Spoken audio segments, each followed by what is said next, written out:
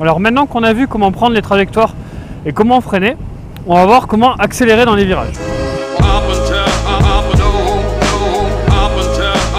Alors, il y a 3 types d'accélération dans les virages. Le premier, c'est plutôt en mode tranquille. Le deuxième en mode un peu plus rapide, un peu en mode attaque. Et le dernier qui est en mode circuit. Alors pour le circuit, c'est simple. On va pas le traiter dans cette vidéo. Pour ça, je vous conseille ce numéro de Moto et Motard, ce hors-série, qui présente super bien la chose, qui parle de toutes les étapes, des freinages, d'accélération, des repères, des points neutres, etc. Donc voilà. Donc pour ça, c'est vraiment un truc, je vous le conseille, si vous voulez pour faire le circuit, c'est vraiment top. Voilà. Alors, l'idée pour l'accélération, elle est à peu près la même qu'on veuille aller rapidement ou non. L'idée, c'est de sacrifier entre guillemets l'entrée, c'est-à-dire de plutôt beaucoup freiner à l'entrée pour pouvoir sortir le plus rapidement possible du virage. Pour ça, on va plutôt freiner fort en entrée de virage, réaccélérer plus vite en sortie de virage. Donc, en entrée de virage, ce qu'il faut faire, c'est bien ralentir la moto. Une fois qu'on est positionné, on ralentit peut-être un peu plus que ce qu'on pourrait faire pour rentrer dans le virage. Et on se cale sur un filet de gaz tout au long du virage. Ça va nous permettre d'avoir une accélération constante dans le virage, donc pas importante mais constante, de pouvoir avoir un espèce de rail, un espèce de guide tout au long du virage.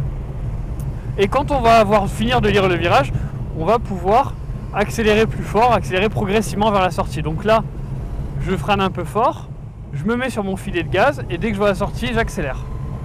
Voilà.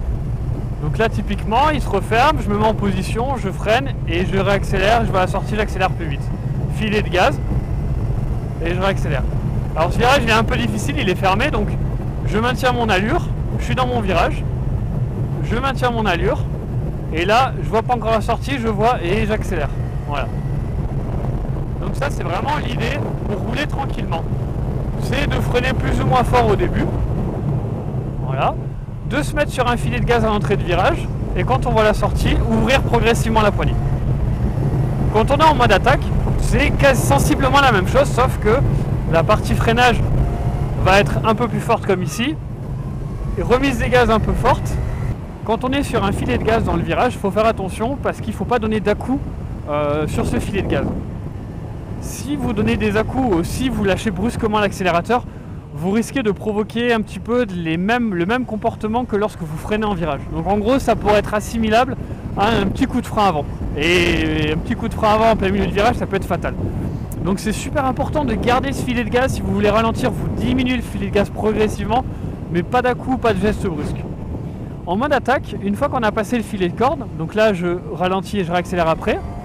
Une fois qu'on remet cette phase d'accélération après le point de corde, attention également à ne pas mettre un gros coup de gaz. Si vous le mettez trop tôt ce coup de gaz, c'est-à-dire que vous êtes encore au point de corde, et je pense notamment à la roue arrière, vous allez la faire partir, vous allez la faire chasser. Donc soit vous allez déraper et l'arrière va vouloir dépasser l'avant, soit vous allez faire un high side et dans tous les cas vous allez vous gaufrer. Donc c'est très important d'attendre d'avoir passé ce point de corde, de bien être dans la sortie pour pouvoir remettre ce coup de gaz. Donc ça c'est pour le côté gestion de l'accélération dans le virage.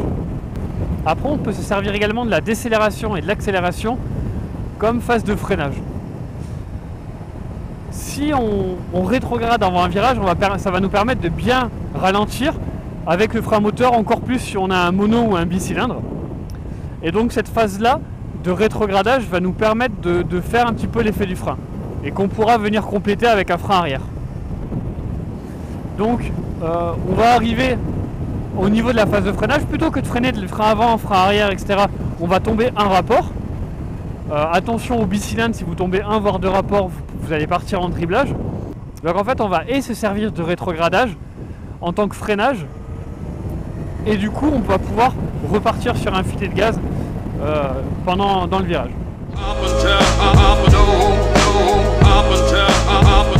Il faut toujours se dire quand on prend un virage, à ce moment-là je peux réduire ma vitesse sans prendre de risque. Ça veut dire que je peux freiner de l'arrière, au pire un peu de l'avant sans forcément prendre de risque.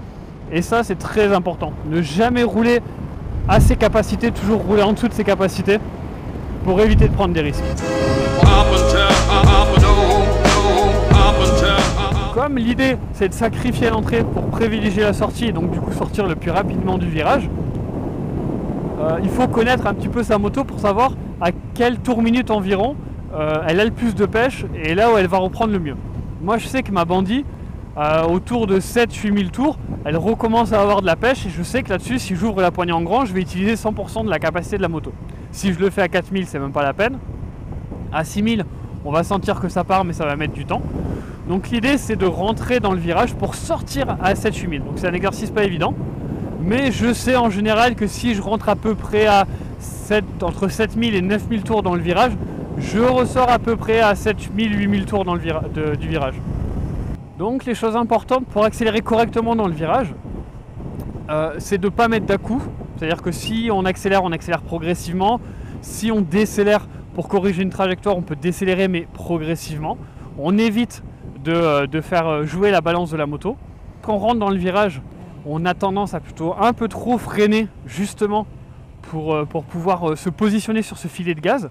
Et si au final le virage est plus serré qu'on pensait, on peut réduire le filet de gaz et ça nous permet de ralentir. Et la sortie du virage, quand on attaque un peu plus, surtout ne pas réaccélérer juste après la corde et vouloir sortir trop vite du virage. Vaut mieux accélérer un peu plus tard que la corde, un peu trop tard après la corde, plutôt que de réaccélérer pendant la corde et avoir l'arrière qui passe.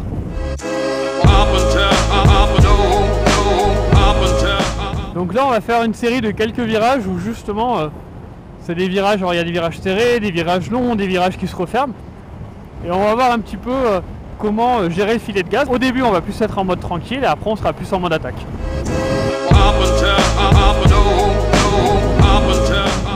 Donc on va passer en VOV pour détailler un peu quelques virages et voir comment accélérer et freiner en entrée de virage. Le but étant plus de parler de l'accélération et du freinage qu'effectivement les trajectoires qui parfois sont pas forcément parfaites. Alors dans cet exemple, je sors d'une ligne droite, je me prépare à prendre un virage à gauche, je vais donc me positionner à droite du virage tout en lisant le virage à gauche. Là je vois le virage qui se dessine un peu plus, je vais décélérer et freiner un petit peu de l'arrière pour atteindre les tours minutes souhaités, donc entre 6 et 7000 tours, pour prendre mon virage. J'engage mon virage à gauche, j'ai les bons tours minutes, je vais donc maintenir ce filet de gaz tout au long de mon virage, tout en regardant ma sortie. Là, je commence à lire la suite, je vois qu'il y a un deuxième virage à droite qui se prépare, donc je vais éviter de trop accélérer à la sortie pour rester dans ce régime qui me convient en conduite plutôt cool. Voilà, j'assiste un petit peu ma décélération avec le frein arrière, et une fois que j'ai atteint mes tours minutes souhaités, donc la 6000, je vais maintenir ces tours minutes avec un filet de gaz tout en me concentrant sur le virage et la sortie. Là, je vois que c'est un virage en double corde, donc je vais réaccélérer légèrement tout en me déportant sur la gauche pour pouvoir atteindre ma trajectoire idéale. Et aller au point de corde de mon virage, donc à droite. Donc là, effectivement, je sors un peu à gauche du virage, mais je garde en ligne de mire l'extérieur du virage suivant. Je décélère pour atteindre la bonne allure, et je vais garder ce filet de gaz tout en lisant mon virage.